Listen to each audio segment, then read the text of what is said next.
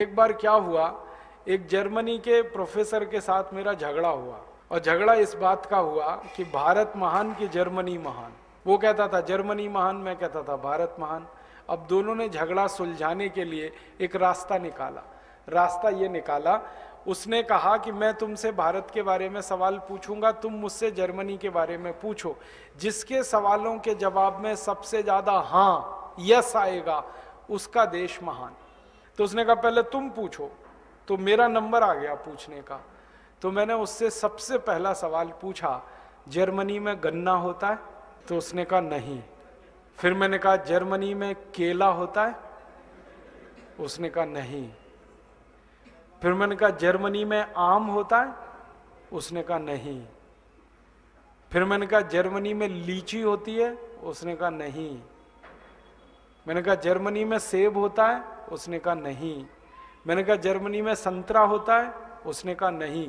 अब थोड़ी देर में बौखला गया वो, क्योंकि हर सवाल का जवाब नहीं नहीं नहीं नहीं, तो हारने वाला है वो। तो कहने लगा मिस्टर राजीव दीक्षित, मेरे जर्मनी में कोई मीठी चीज पैदा नहीं होती, अब आगे पूछो।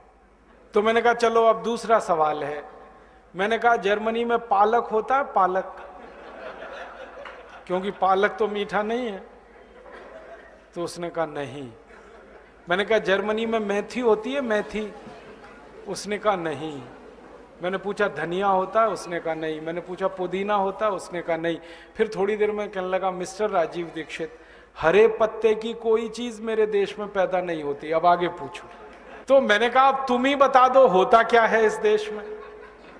हरे पत्ते की कोई चीज तुम्हारे यहां नहीं होती, मीठी चीज तुम्हारे यहां पैदा नहीं होती, होता क्या है? तो उसने कहा जर्मनी में दो ही चीजें पैदा होती हैं, एक तो आलू और दूसरी प्याज।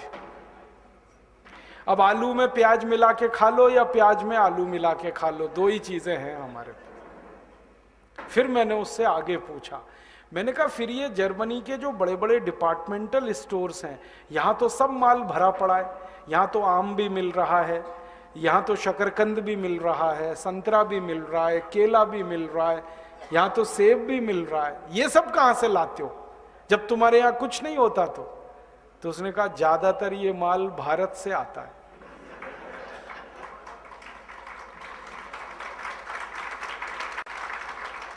तो मैंने कहा किसका देश महान?